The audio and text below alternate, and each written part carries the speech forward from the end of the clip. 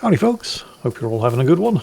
Welcome back to Kingdom Come Deliverance 2, where Miller Kreisel has sent me to have a word with his associate Bonnie. He's a much better thief than I am, at least for now. The purpose of all of this is to get our hands on a whole bunch of saltpeter to further Kreisel's quest to harness the secret of alchemy to construct a golem. Yes, really. I have my doubts because, this isn't a fantasy game. And also, I don't know, lead balls hidden in the bottom of flour sacks, clothing at the bathhouse stinking of sulphur and burnt around the edges, and now we're looking for saltpeter. This sounds more like gunpowder to me than any Hebrew magic. But, well, you know, I stand ready to be wrong. It wouldn't be the first time. And it wouldn't even be the 14th or 15th time. Okay, there's some kind of campfire up ahead. This could be Bonnie, or it could be bandits. Can I get up this way? Yes. Oh no, I think I'm in the right place. I don't think anybody's about to kill me. At least not right now. Ave Maria. I'm Henry, Miller Kreisel's new apprentice. He sent me to search for a niter pit and said you might be able to help me with that. Of course I will. I'm Bonnie. Nice to meet you. Bonnie? It's not a name I hear often. It's not the name I was baptized with. In our craft, it ain't a good idea to tell people your real name. That's why we use nicknames. What should we call you? There's a choice of all different kinds of fearsome sounding nicknames here, but I know they're just going to laugh at me and give me something stupid, so let's go with this. The poet. Well, that's not very creative. You know what? I'll come up with a nickname for you myself when I get to know you better. Did you bring me something from the mill? Actually, Kreisel said you'd appreciate some herbs. He's right there. Do you have some for me? Kind of forgot. Yeah, I know, I had one job. I'm sorry. I've got nothing for you. I reckon I'll just have to scrape together the ingredients for that magic ritual myself. What kind of magic ritual? The kind where Zenek finally gets some sense into his head and stops making stupid beginner's mistakes. Just so you know, that mess with the author of Hermes Trismegistos would never have happened to me. Not me. While we're on the subject of rituals, did Kreisel tell you about the golem? He did. And what do you think of it? Well, I could just say it's all bullshit, but let's not. I'm curious to see what a golem made of flour will look like, but I'm mostly curious to see if Kreisel will really be able to breathe life into it with the help of saltpeter. I'm more worried that as soon as it comes to life, it'll slay us all with one blow. So, if by some chance it looks like something's going wrong, you won't see my heels for dust. And I suggest you do the same. But that's enough of that. We're not going to stand here talking about flower golems when we've barely just met. I'd like to chat with you too, Henry. Get to know you a bit. But if you're in a hurry to find Kreisel's saltpeter, I won't keep you. There is a lot that you can actually talk to Bonnie about, but in the interest of moving the plot I have along... plenty of time. If you're looking for it, you ought to know how saltpeter forms. Do you have any idea? Well, I know Henry doesn't, but, well, actually, neither do I. No, I don't. And Kreisel, of course, didn't tell me shit. Don't forget that saltpeter crystals are formed in places where something is rotting. It can be shit or carcasses. Well, a saltpeter pit is actually nothing more than a mass grave. The best natural saltpeter maker. Kreisel said saltpeter is a vessel for life energy. I get it that it's left over from dead bodies, but how do you get it from shit? God's mysterious ways. You know how it is. And he also wanted me to taste it. That's nonsense, though, isn't it? Unfortunately, it isn't. Otherwise, you won't know if it's saltpeter or some other shit. It feels kind of cold on the tongue. Jesus.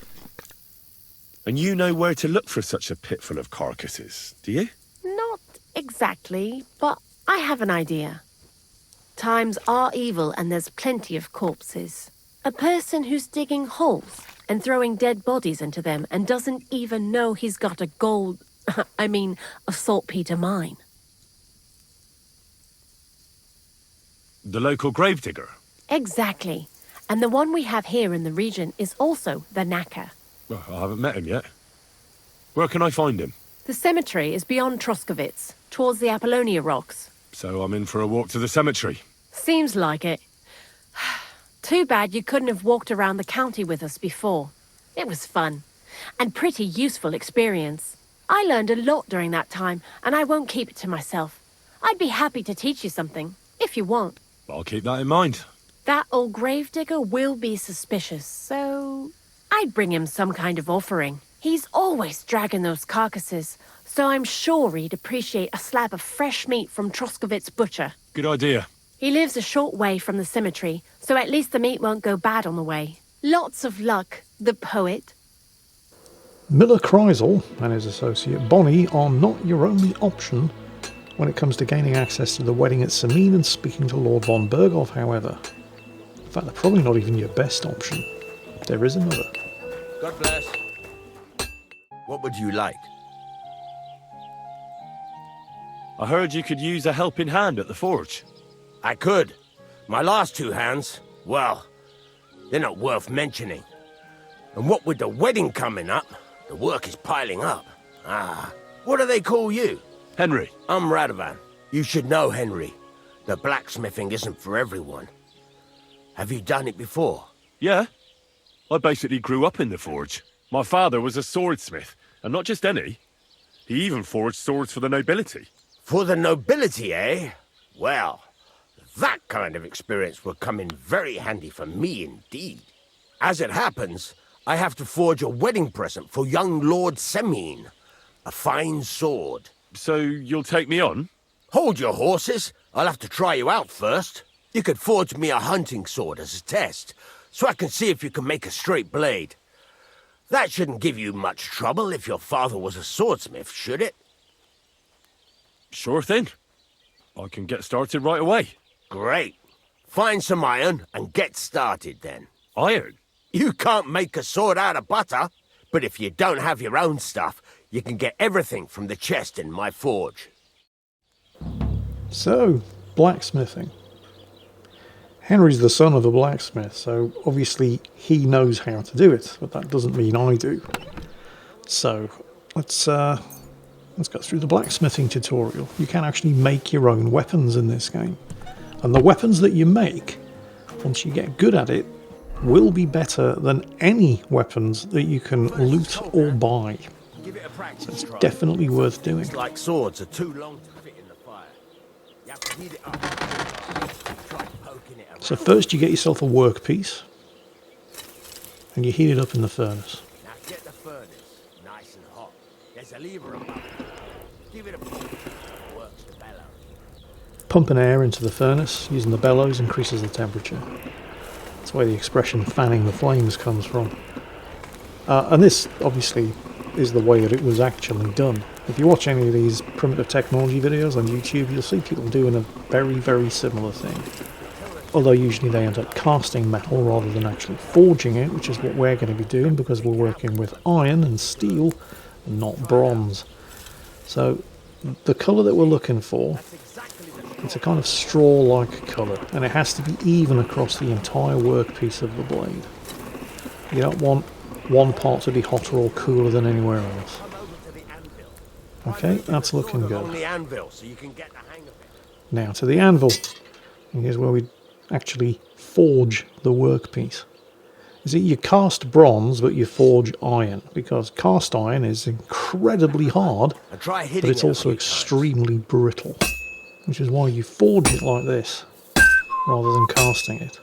Bronze weapons, yeah, you cast bronze, by which, I mean, you take the molten metal and you pour it into a mould, and then you let it cool down. Also, you can have But if you try doing that with iron, and it's just going to break. Do more, but it'll tire you out faster. Try giving it a few blows. as hard as you can. Probably shouldn't be so I can talking see over how the strong blacksmith, you are. because he is giving good advice here. So, the longer you hold down on the mouse button, the harder you're going to hit the workpiece. And what you're looking for are these sparks. That's got a nice If the ring to sparks it. flying off, you're doing the right If it thing. was all about hitting an anvil with a hammer, any Ideally, dog you could do also it. want You've to got try to hammer keep the a rhythm workpiece going. evenly.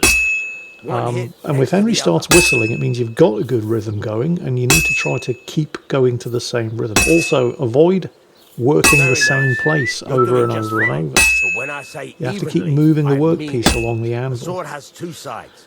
And you Like a can lot of also us turn do, it over, because there's more than including one myself. side. Turn it over and continue on the other side. Now, this is going to take as long as it's going to take, mostly depending on how good you are at it. And I don't mean your blacksmithing skill, I mean how good you are at getting into the correct rhythm and Nice. not Now try forging overworking it one on both specific sides. piece of the workpiece Closer at the it is expense to of other being pieces, finished, and making sure more you it turn will it take over at the the right shape you time. want. It'll And cool you don't off try soon working it anyway. when it's going cold, which is actually happening now. You look at the midsection of the blade there, it's turning orange, which means it's cooling down. It's not the yellow colour of the rest of the blade. This is going to happen, regardless of how good you are at it, because, well, forging a sword, it takes time. But if the blade does end up cooling down too much, or unevenly, before you've finished forging it, then you can just return it to It's the cool fire. now. You can't do it all in one go. You've got to put it back in the furnace from time to time. Sometimes you've got to go there and back all day. But it's all part of the craft. Now, So, back with the furnace, pump it up. Again, you're looking for that sort of bright yellow straw colour, evenly across the whole length of the workpiece. You can always take it out and inspect it, but you can pretty much see from here. I mean, this is good. And then keep going. besides the spark, you can tell a good strike by the sound. You can tell by the sound that it makes, the ringing sound, when you know you've hit it in a good spot. The amount of sparks that fly off, how hard you're hitting it, which is a function of how long you hold down the mouse button and draw back the hammer before letting it drop. Working both sides, not just one, and try and work to a rhythm. And you'll know that you're settling into a good rhythm because Henry will start whistling, and just try to keep going along at the same rhythm. You get all of that right, and it will affect the quality of the item that you produce. Henry will let you know when you've either fucked it up or it's done, and you need to temper it. And the tempering basically finishes it off and hardens the surface. So you start by putting it back in the furnace, heating it up, and then you quench it. Not necessarily in water. I think in some cases they would quench these things in oil, but I'm not entirely sure of the difference. And there it is. So, how did we do for our very, very first forging attempt? Not bad. I mean, it's just a hunting sword. It's not great, but we forged it to the highest standard. Right. Let's have a look. Very nice work. Your father taught you the trade well. He'd certainly be happy to hear that. If you carry on hammering as well as you did today, you've definitely got a job here. Even so, keep in mind, it's all about making sure every strike does its job. That's why you can't let it get cold, or keep striking the same spot. If you work evenly, each strike falling right next to the last one, you can't go wrong. Got that? Or is there something else you want to ask about? What good does it do me to whistle while I work? It makes you work to a rhythm. You won't get tired so quickly, and the iron feels it. How do I know a good strike from a bad one? By the sparks that fly up, and by the ring. It rings out with a different sound when you do it right. Thanks. That's all I need to know. You can sleep in the chamber by the woodshed, and there's a chest where you can keep your things. And of course, you can use the forge anytime you want. Any questions? Where can I get materials? You can buy some essentials from me, but if you want to make a fancy sword with lots of ornamentation, you'll have to look elsewhere. This is just a village, you know. The locals ain't after luxury, and they can't afford it neither. What can I do with the items I've forged? Well, you can sell them, though you probably won't have much luck around here. But I'll happily buy some of the nicer things from you. What now? What do you think? You're not going to be idle. I'll find you some work to do right away. You're pretty good at swords, but what the locals really need is axes and horseshoes. Right, here are some simple drawings that show what they're both supposed to look like. And some iron. You can get down to it right away. Just like that? You aren't going to help me? Sacre, lad. I chose you because you already know a thing or two. I'm not going to look over your shoulder all bloody day. You take care of these smaller jobs. Forge away as long as you're able, and then sell it all. Once you've made some coin and feel like being out in the open again, I'll give you some more interesting work. So these are basically your two choices for getting into the wedding at Samine. Miller Kreisel or Blacksmith Radovan. And you don't actually have to choose between the two of them. You can do both, and probably should be doing both of their quest lines, because Kreisel teaches you all about thievery, unarmed combat, and all that sort of thing. And Radovan's teaches you an actual useful trade that you can use to equip yourself and earn some cash. Friend? And more importantly, Radovan also gives you a proper bed and access to your stash. So if for some reason you do have to choose between the two, you should probably choose Blacksmith Radovan. Although I can't think of any reason why you would have to choose between the two of them, and you absolutely should do them both. Because both of them offer benefits, and both have fantastic quest lines. The one thing, actually two things that I will say about blacksmithing though. While I do actually quite enjoy doing blacksmithing in this game, forging axes and swords, I do find it quite relaxing and a pleasant diversion from the main quest. In fact, pleasant diversion from the side quest as well. But first, you're not going to get rich by making swords and axes. And two, while making swords and axes is actually kind of fun and relatively easy, forging horseshoes is a colossal pain in the arse, and they're also basically valueless. You're going to need some horseshoes for when you get a horse, but you're definitely not going to make yourself rich selling these things, and they're such a pain in the arse to actually make. I thought I'd actually be using the horn of the anvil to actually bend the workpiece into the shape of the horseshoe, but no, it actually comes horseshoe shaped. All you have to do is hammer and forge it, and as you can see, it's really difficult to aim and hit something as narrow as a horseshoe. So fuck horseshoes. Make yourself one decent pair, put them on your horse, never make another pair, because they're just, they're horrible. Stick to axes. Axes are really easy. Swords are relatively easy, and they're at least worth a bit more, and you might actually use them. But horseshoes can just fuck right off. There are other loose ends that I'm going to want to tie up before getting any further into the main quest. The first of which involves coming back here, just on the hills overlooking Rock Tower Pond, where we were ambushed right at the beginning of the game. This is the Nomads camp. These are the gypsies. There's a whole bunch of things you can do here. There's a trader here who will buy stolen horses. There's another general trader, a Jewish fella, who just buys and sells various bits and pieces. There's a herbalist, an alchemist.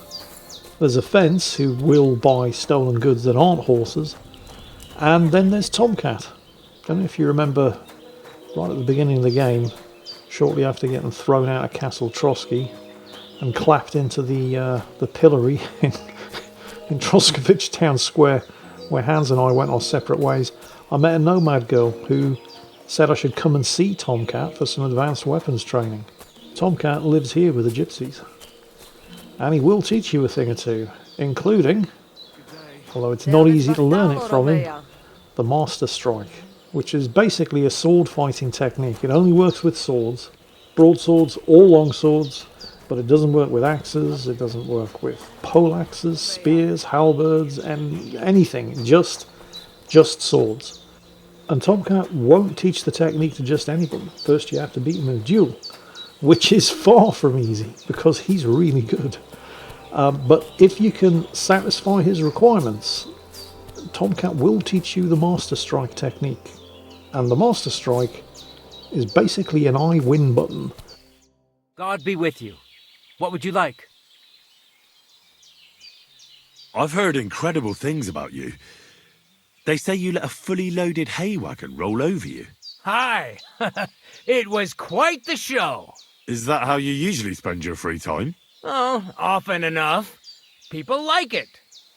But don't think it's some trick. It's the real thing. And it's not easy. It's not just about muscles, but about your overall approach to food and life in general. Being a strongman isn't a trade. It's a way of life. I believe you. Getting run over by a wagon isn't for everyone.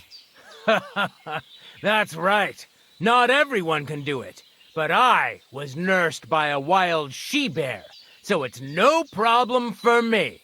Nothing's impossible. Remember that. Nothing's impossible. How's it going, eh? On top of the world, same as ever. You were raised by a wild bear, you said? You think I'm lying? Or you're just amazed? Well, it's just you're the first person I ever met who had that kind of upbringing. The first? The only one, more like, fella. It was a cruel winter when they found me in that bear's den as a baby. So you're an orphan? If we rule out a human baby being born to a bear, then I reckon that's a good bet. Right. That was stupid. What? No, I meant I was being stupid. About the bear thing, of course. Well, there you go. Nothing's impossible for a man like me. Like I say, nothing's impossible.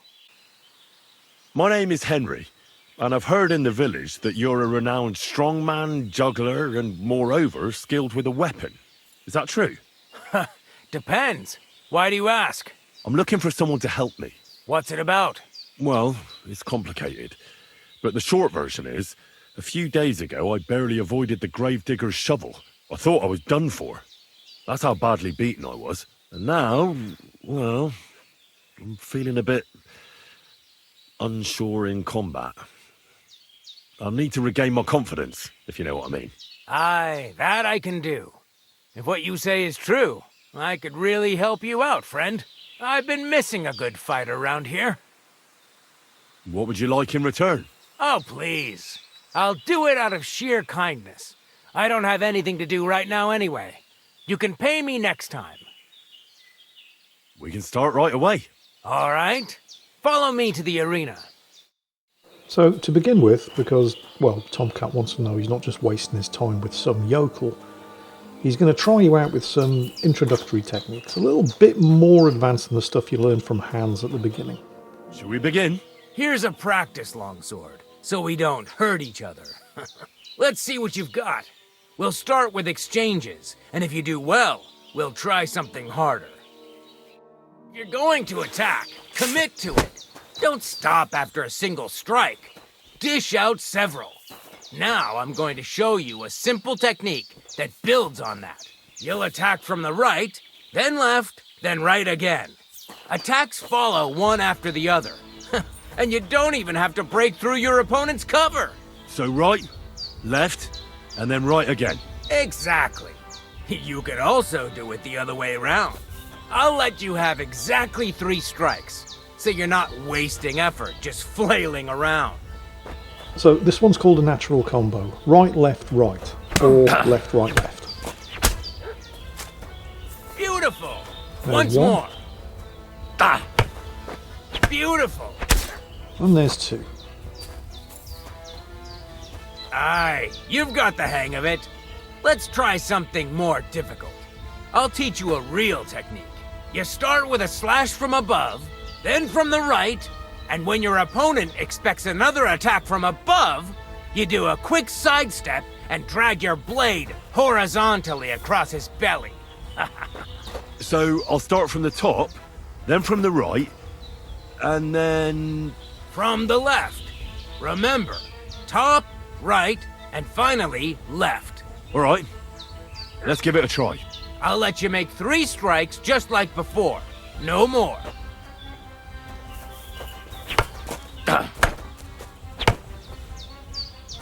Why didn't you finish? The game does this sometimes. I don't know if you're paying... Look, I'll do it again. Up, right, left. That's exactly what the game's telling me to do. Why didn't you follow through? And Tomcat's saying no. I'm not going to lie, it can make quests like this, where you're learning combat techniques, can make it a little frustrating, because sometimes 3 attacks in a row. it just doesn't register that you're doing the right thing, even when you are doing the right thing. So sometimes you do just have to keep plugging away at it, but eventually you will get there. Nice. Yeah, there's Now one. do it again. I'm doing nothing different, done. but suddenly it works. That's that then.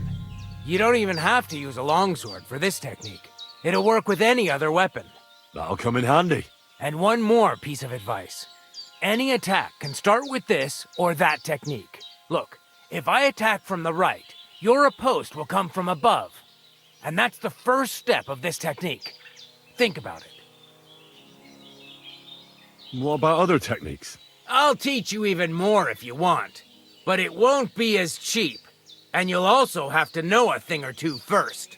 If you prove yourself to me, I'll teach you the best technique of all, Meisterhau, also known as the Master Strike. How about someone else? I'm sure I'm not the only swordsman around who could teach you something. How could I prove myself to you so that you'll teach me the Master Strike? You'll have to defeat me in a sword fight, because this technique only works for swords. So all I have to do is challenge you? That's right. Oh, and he makes it sound so easy. I'll challenge you to a duel then. I've barely taught you anything and you're already getting cocky. But very well. At least I'll demonstrate the difference between us. This is a proper duel, by the way. We're using real weapons. These aren't training swords. No chance. If you were to come here straight after getting the tip to come and see Tomcat at the Nomad camp, right after getting out of the pillory in Troskovich, you would already have lost, because without armor, this is basically impossible, unless you are really, really good.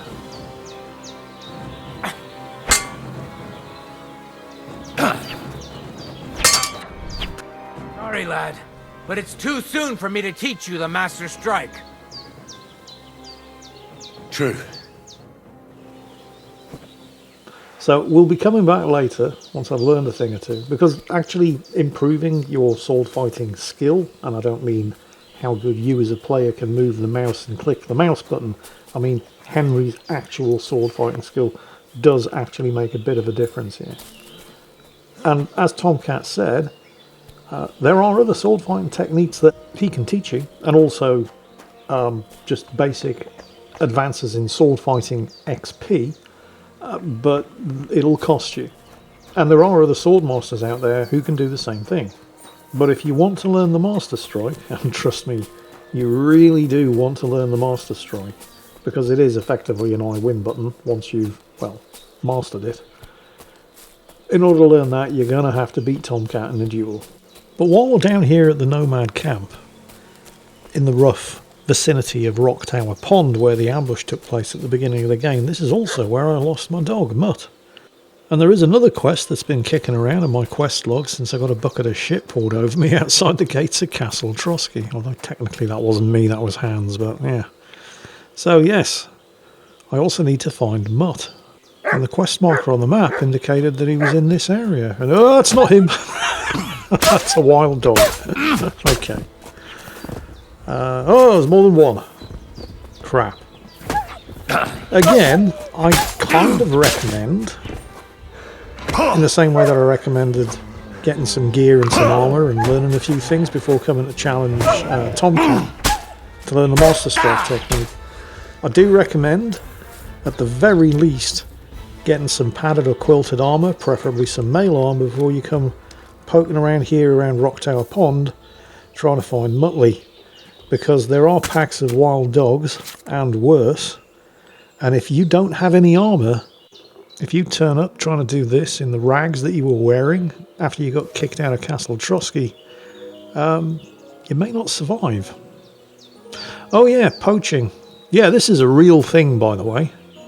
All wild animals, except for hares and wolves, so wild dogs here, belong to the king. And if you kill them and butcher them, you are stealing from the king. And that is punishable by death. This was a real thing, not just in Bohemia. It was basically the same in England as well. It was pretty much the same all over Europe. And I can definitely hear other dogs out there. There's a kind of a grey area when it comes to being attacked by wild dogs. I mean, nobody's going to hang you for defending yourself in a wild dog attack. But if you were to butcher and skin the dog and then cook and eat the meat, that's poaching, and they'll hang you.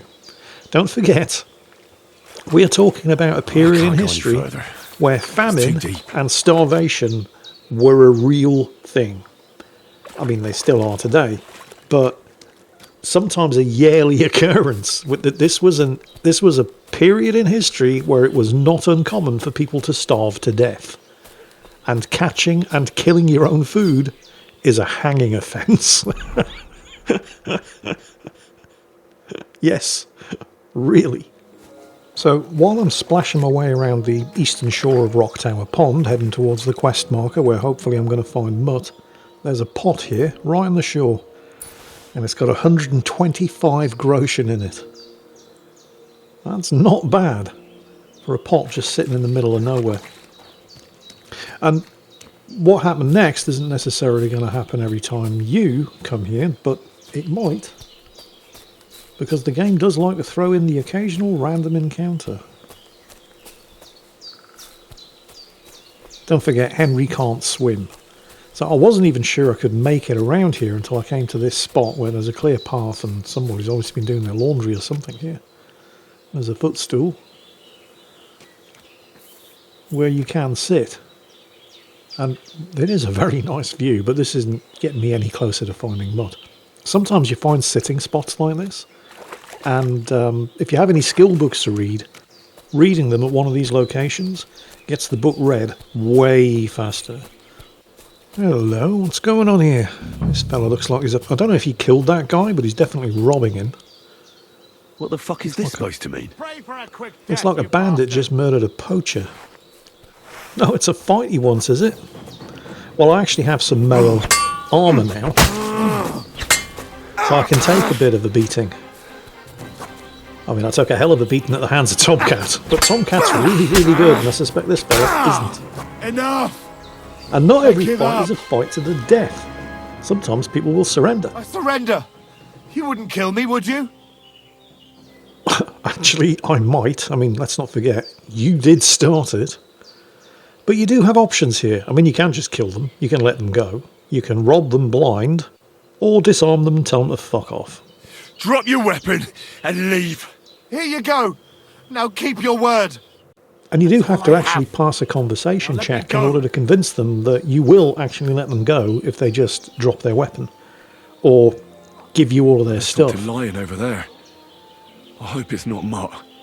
Well, no, Henry, it doesn't look anything... I mean, alright, it's got fur and 4 legs. Venison, and something took a good bite of it. Could Mutt have been here? I mean, he might have. Dead, and robbed of everything, just like Capon left him. And there's no trace of Mutt. Mutt's nowhere around. Someone must have taken him in. It's not far to the herb woman's place. Maybe I should ask her whether she's seen him. So initially I saw the dead deer, I saw the bandit crouched over a body, and I thought that somebody had just murdered a poacher. But that wasn't a poacher, that was one of the bandits that was chasing after me and Hans after we booked it across the Rock Tower Pond there on the left. So, well, Henry's right, we're not far from Herb Woman Bojena's place. So, I mean, it does seem like the natural next best place to check. And, I mean, you know, Mutt is a dog. He has a particularly good sense of smell. He knows what I smell like, and I was leaving a blood trail. If he's followed my trail, that would have led him to the herb woman's place. So it seems like a good place to check. What's that? I can hear somebody. Am I about to walk into an ambush or something? Oh, fuck that! Oh no, it's the bandit. He doesn't seem too convinced that I have actually let him go. Well, I mean, I took his stuff. Well, actually I didn't. I could have robbed him blind and he would have still gotten off lightly. All I did was take his weapon. He is kind of injured though. I mean, I did cut him up pretty badly. So he's not making particularly good pace. He probably thinks I'm chasing after him to finish him off. Actually, you know, that's not a bad... If you're involved in a fight with a bandit and they try to surrender, tell them, drop their weapons and I'll let you go. And then as soon as they drop their weapons, well, they're unarmed now. It's a lot easier to kill them. And you can do that. The game won't stop you if you try to do that. But I'm not going to do that today. I'm going to head to the herb woman's shack. We'll see if she's seen Mutt.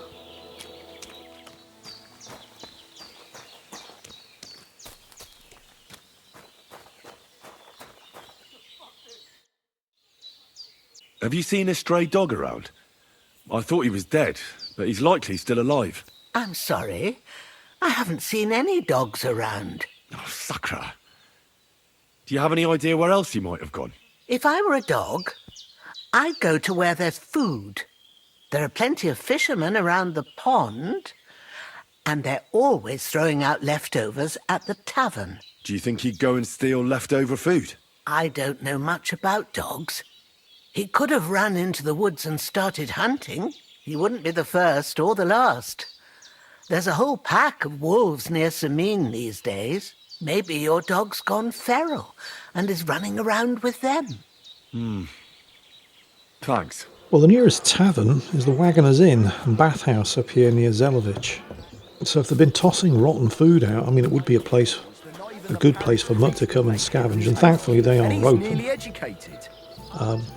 Because you do have to actually turn up when they're open, and there are people here for you to speak to. Christ! That was the innkeeper. He's probably the one I should be speaking to. What are you here for, friend? My dog got lost not far from here. Did you see him by any chance? I haven't seen any dogs round here for a while, but I hear there's wolves in the forest causing problems. Just the other day, a shepherd boy from Kopanina complained that his sheep were being eaten by the flea-ridden beasts. Where can I find this shepherd? Siegfried? He has a hut at Kopanina. It's just below the castle, on the back slope of the hill. And you haven't heard anything else about wild dogs? Here, in the tavern? No. But there was a fella here who gets by doing a bit of poaching. He said once he was hunting when, right in front of him, a large pack attacked a deer. A mix of wolves and dogs, he said. That's not something you see every day. Do you know where that was? How would I know where he goes hunting? But I'd say it was in the forest. Oh, hang on. Looks like we can ask him about Hans as well. Excuse me, I'm looking for a friend of mine. He's not from round here, but... Let me guess. A dirty ruffian who ain't got a groschen to his name but acts like he owns the bloody place. Oh, you do know here him? then? Aye, he was. He was larging it up, good and proper, and then he found some lads who paid his bill, unfortunately. What do you mean by that? Why unfortunately? Because they're right ruffians who are always up to no good. But still, birds of a feather, eh? In the end, they left like best pals, but I got no idea where they went. Or in other words, Hans has managed to drop himself right in the shit again. What do you have for sale? Well, that sounds like a Hans problem. Let's have a look and see. Because basically every merchant you can trade with, although they won't all buy everything that you want to get rid of. You're not going to have any luck trying to sell mail armour and longswords to a greengrocer. They'll buy vegetables off you, and that's pretty much it. Similarly, you're not going to find an awful lot of luck trying to sell vegetables to a swordsmith. The merchants will only buy and sell the things that you would logically expect them to buy and sell. So there's a couple of other leads I can chase up to try to find my dog. And along the way to one of them, And I'm pretty sure this was just a totally random encounter, completely unconnected with anything else that I was doing. But there's a traveller here being attacked by a pack of wolves. You can get involved if you want to. You don't have to. But hey, why not? I find the trick when you're dealing with wild animals like this is to wait for them to attack, then block, and kill them with a riposte. Because, well, they're faster than you are. Hey, totally worth it. Okay, are you alright? Holy shit, that was a close one. Thank you. I'd have been shredded to pieces if it wasn't for you. Jesus Christ. It was nothing, really. The main thing is you're safe. Nothing? No, I have to repay you for your bravery. Here, take it. It's not much, I know, but it's the best I've got. And thank you again. Yeah, 10 groschen. It's not a lot, but I mean, I didn't do it for money. I did it because somebody needed help. And also I got sword fighting experience. And now I'm going to get survival experience by butchering the wolf. And because it's a wolf, it's not even a crime. I mean, I'm not expecting to get much. Although the wolves' ears, keep the wolves' ears. Because there are people who will, I think gamekeepers will actually pay you a bounty for any wolves' ears that you bring them. So don't just sell them to any trader. Keep the ears and you can actually get a reasonable amount of cash for them. Yeah, wolves and hares are the only two things you can actually kill and butcher without being hanged for poaching. So there's that. None of this, of course, is getting me any closer to finding Mutt. There was a shepherd boy named Siegfried around these parts, however, who did have a bit of a problem with packs of mixed wild dogs and wolves harassing his sheep. Maybe he's seen him. Since you're always walking around the ponds here, did you notice a stray dog wandering about? What? A dog? Do you think he came here to poach fish? Now, sheep? Well, that would be another story. And why did you specifically mention sheep? A while back, I heard Siegfried the shepherd complaining about them. Or about the gamekeeper. Or both. Why didn't you go and ask him yourself? Where will I find that shepherd? Siegfried? He lives with his sheep not far from here. On the other side of the water, up on the hill, towards the castle. Thanks. I'll try and ask him. Otherwise, you haven't heard any talk of stray dogs around here, have you? No, if it doesn't have fins and scales, I'm not interested in it. Though one night I was way down on the southern end of Rock Tower Pond, the big one, I've a spot there where I catch catfish. Well, I'm fishing, and all of a sudden I hear howling. Not just any old howling, mind you. There must have been at least 50 of them howling in the woods. That noise like an avalanche. I ran straight home and haven't been back there since. Such a large pack. Farewell. Well, struck out again. Although everybody I speak to does seem to keep telling me to go and speak to this Siegfried fella. Which is him. Go and ask the shepherd from Copenina whether he's seen Mutt. But on the way there, right here, this skill teacher, it's literally just on the other side of the pond. That's Lord von Berghoff's gamekeeper. And if anybody has seen lost animals wandering around in the woods in this area, it's going to be him. So let's check him out. Seems to have a well-stocked garden. Oh, speak to his Greetings. wife. What happened? You look worried. My husband Vostatek left to go hunting and hasn't come back. I'm worried that something happened to him. He's von Bergo's lead huntsman, and the forest is full of poachers these days. Maybe he just got caught up somewhere. Not a chance. We're invited to young Lord Semin's wedding. He wouldn't dare miss that by wandering around the woods for so long. What would Lord Semin think if we didn't show up? It would be a disgrace. He sometimes loses track of time out in the woods, but I've got a really bad feeling about it this time. One time, Vostatek didn't come home for 4 days after his horse broke its leg in the woods. I had a feeling right away that something bad had happened. And I have that same feeling now. Do you reckon you could help me? Does that happen often? That he gets lost in the woods? He disappears for a while from time to time when he gets orders from Lord von Burgo. And besides that, well... What is it? You can tell me. He drinks a bit sometimes. Then everything takes him longer. His job isn't easy, so I understand when he does, and I don't get upset with him. I understand. But maybe you're right, and it really is something else this time. Exactly. She's huffing the copium, isn't she? Do you know where he might be? Where's his hunting ground? In all the forests here around Vidlak Pond. He didn't tell me exactly where he was going, but maybe Vitek knows. Vitek? Our son. So your husband got lost when he was out hunting, and you want me to go and find him? I'd go myself, but Vostatek doesn't want me going to the woods on my own. He says it's dangerous. But you look like a fearless lad, and I'll be sure to reward you for your efforts. All right. I'll bring Vostatek back to you. Thank you. I wouldn't send you if I didn't think it was necessary, but I have a really bad feeling about this. Before you leave, please make sure to talk to Vitek. Maybe he'd know where his father was headed. Why doesn't Vitek go looking for Vostatek then? I told him, but the lad is young and stubborn. He just doesn't listen to me. And besides, him and Vostatek don't get along very well. All right. I'll let you know as soon as I find something. Be careful out there. God be with you, and have a pleasant evening. Ah, right, I've just started another side quest. Find the gamekeeper, Vostatek. So, where's his son then? I mean, the guy clearly likes to drink. Actually, that's a bit of an understatement. He's a raging alcoholic. And then goes off into the woods at night. Woods that are infested with wolves and bandits. I mean, how could that possibly go wrong? Let's speak to his son, see what he knows. Good day to you. What would you like? I'm looking for your father.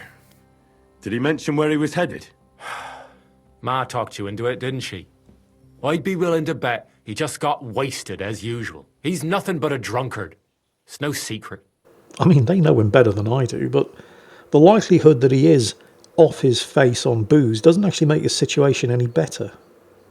How can I convince him to help? Don't be cheeky, you brat. You'll tell me what I want to know, or I'll smash that unwashed face of yours against a tree. Come on, then. You think I'm afraid of you? Oh, that didn't work. I'm the one that does all the man's work around here. All Pa does is booze. And if something out there finally ate him, all the better. We'd be better off without him anyway. Well, it was worth a try. So now I have to pay him. I don't have time to argue with you. I'll pay you. Take this and talk. You're mad. Pa doesn't deserve any help. But do what you want. Just don't tell him you gave me any money once you find him. He'd just take it from me and spend it on booze. Where did he go? Tell me. The last thing he said was he found a dead deer near the pond, and he wanted to go and see if there were any wolves about. So I'd go down below the cottage, walk along the shore, and then turn north into the old forest. If he didn't get boozed up and forget, that is. Wouldn't be the first time. And I'm sure it won't be the last either. Be that as it may, I'm going out to look for him. No need to rush. At least it would give him time to sleep it off and come home on his own. Although I suppose if I don't find him quick and bring him home safe, it might actually be the last time. So, I went out, look, bear with me here, I went out looking for my dog, and somehow I've gotten roped into searching the woods at night, woods that are infested with wolves and bandits, in the middle of the night for a drunken gamekeeper. How can any of this possibly go wrong? It is getting very dark very quickly though. So, yeah, there's my... I need to equip a torch. Well, at least I'm not going to trip over a tree trunk and break my neck in the middle of the night, because now I can at least see where I'm going. But, well, that means the wolves and the bandits are also going to see me coming. Oh, what's the worst that could possibly happen? You should know by now never to ask questions like that, Jingles, but we're going to find out in the next episode, as we try to find this gamekeeper who's managed to get himself lost in his own forest. Oh no. It's going to be bad, isn't it? Oh, anyway. Join me in the next episode where we find out just exactly how badly wrong this whole situation can get. In the meantime, I hope you've enjoyed this one. And as always, take care. And I'll catch you next time.